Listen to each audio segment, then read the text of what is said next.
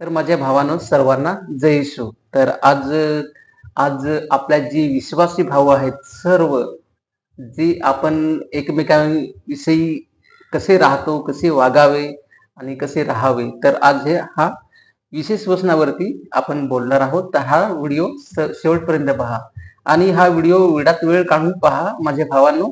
कारण की जे आपण काय करतो आणि काय नाही ते आपण सर्व आज याच्यामध्ये पाहणार आहोत.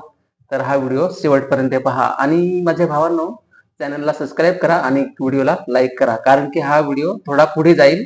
लाईक केल्याने अल्गोरिदम एंगेजमेंट वाढते आणि आपला जो व्हिडिओ आहे तो आपल्या इतर भावांनाही YouTube आपल्याला पाठवते. तर त्यासाठी लाईक करा.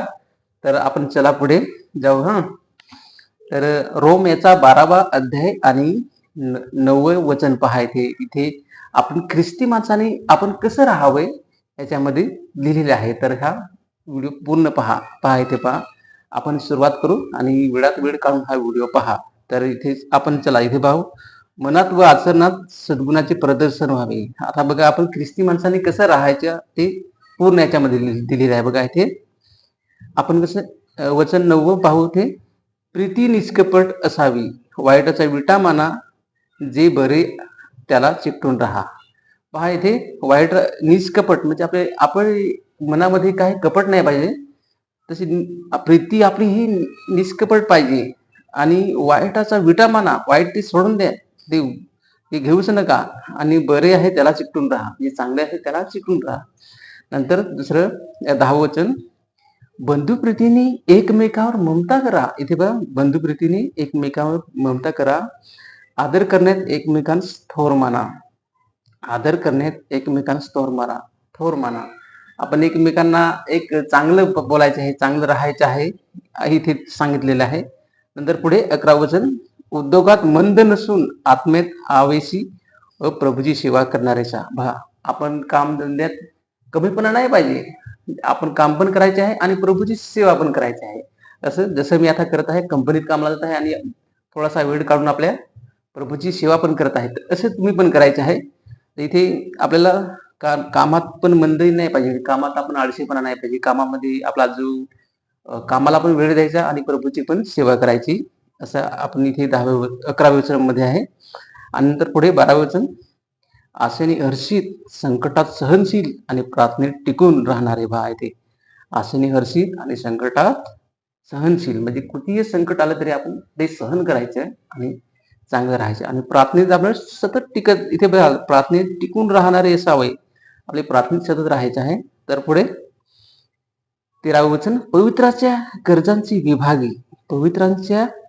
गरजांची विभागी पाहुणचार करण्यात तत्पर असे असा. पहा पवित्र जनांच्या जसे आपले कोणी आपल्या प्रार्थनेच्या मंडळीचा कोणी माणूस आला तर त्याच्या बिनधास्त पाहुणचार करा. चांगलं चांगलं त्याच्याशी बोला. त्याला ये दादा, ये भाऊ, ये ब्रदर असं त्याला बोलून त्याचे पाहुणचार बिनधास्तपणे करा. कारण की आपण त्याचा पाहुणचार केला तर कित्येक आपण स्वर्गदूतांचे त्याचे सन्मान करतो. तर हे खूप महत्वाचं आहे. तर आपल्या पवित्र जनांच्या पाहुणचार करायला काही मनामध्ये कटपट वगैरे करू नका. तर त्याचे बिनधास्त पाहुणचार करा. नंतर पुढे आपण 14वं वचन इथे पहा, तुमचा पाठलाग करणाऱ्यास आशीर्वाद द्या. ते तुमचे दुश्मन वगैरे असतील, तुम्ही याला वाईट सांगितले त्यांना आशीर्वाद द्या. इथे बघा आशीर्वाद द्या दोनदा लिहिलेले आहे. ते आशीर्वाद द्या. तर साप देऊ नका, त्यांना वाईट सांगू नका, त्यांना साप देऊ नका. तर नंतर पुढे पहा इथे 15वं वचन, आनंद करणाऱ्या बरोबर आनंद करा आणि रडणाऱ्या बरोबर रडा. पहा जे आनंद करत असतील त्याच्याशी आनंद करा आणि जे रडत असतील त्याच्यामध्ये दुःखामध्ये सामील व्हा, त्यांच्यासाठी प्रार्थना करा. हे इथे सांगितलेलं आहे. नंतर पुढे 16वं वचन, एकमेकांशी एक चित्त असा, उंच गोष्टीवर आपले चित्त ठेवू नका, तर गरिबांचा सहवास करा, स्वतःच्या दृष्टीने सहानी होऊ नका. पहा इथे आपण एकमेकांशी एक चित्त असा, आपण जे भाऊ आहेत आपण ते एकमेकांशी चांगले राहा, एक चित्त राहा.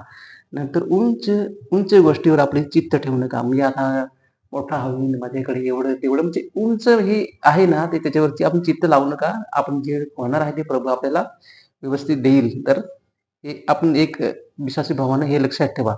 कारण की उंच उंच मोठं मोठं होत गेले की आपण एकमेकांशी भटकत जातो, हे इथे सिद्ध होत आहे.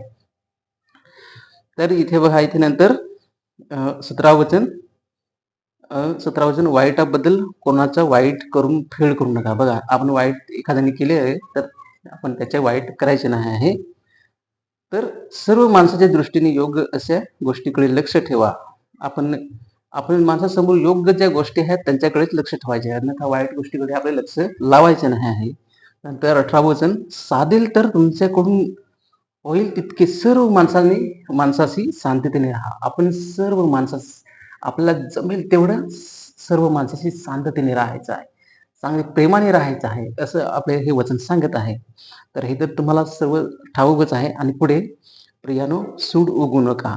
तर देवाच्या क्रोधाला वाट द्या, कारण असे लिहिले आहे की सूड घेणे माझ्या कठीण आहे, मी फेड करीन, असे प्रभू म्हणतो. पहा, आपण एखाद्याने वाईट केलं तर त्याचं वाईट करायचं नाही. एखाद्याने आपल्याला मारलं, हे ते केले तर आपण त्याचे बदला घ्यायचा नाही, सूड घ्यायचा नाही, म्हणजे बदला घ्यायचा नाही. तर त्याची जो करेल तो प्रभू करेल, हे आपल्या वचनामध्ये सांगलेले आहे. तर आपल्याला फार आपल्याला खूप जपायचे आहे. तर भावांनो, नंतर आपलं काही झालं आणि आक्रमक झाली तर आपण हात उचलायचा नाही. आपलं जे काही करायचे ते प्रभू करेल.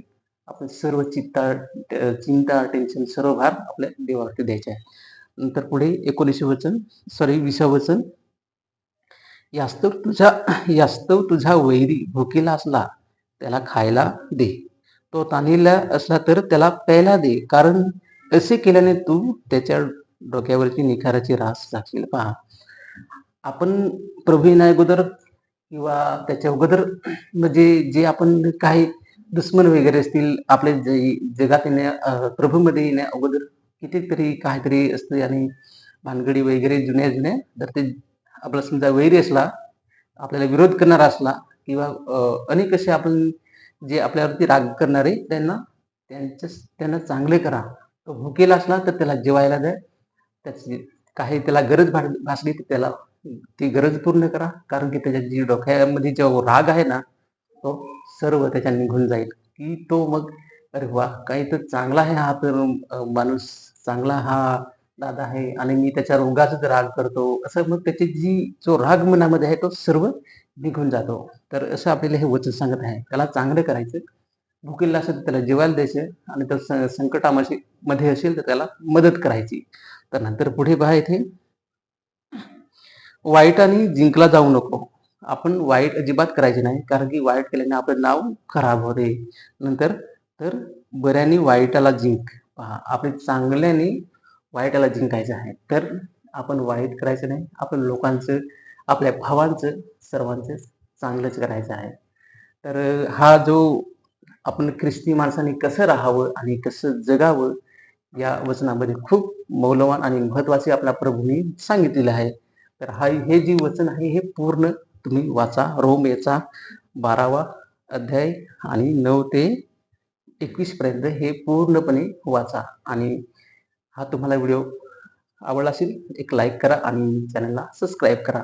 तर माझ्या भावांनो, आज या जीवनामध्ये खूप भयंकर दिवस आलेले आहेत, आणि हा जो काळ आहे हा एकदम शेवटचा आहे. तर आपण प्रत्येकाला विश्वासी राहायचे आहे, आपल्या मंडळीमध्ये टिकून राहायचं आहे. आपले पास्टर जे आहेत त्यांचं जे वचन आहे, जे सांगतात ते आपल्याला ऐकायचं आहे, आणि त्याच्या मार्ग तो देईल त्याच मार्गाने जायचे आहे. आणि जो पास्टर आणि जे सेवक भाऊ जे आपले बोलत आहेत ते चांगलंच बोलणार, आणि ते वचनानुसार आपल्याला जे शिक्षण दिले जाते ते शिक्षणानुसार जायचं आहे. तर हा व्हिडिओ मी इथेच थांबवतो.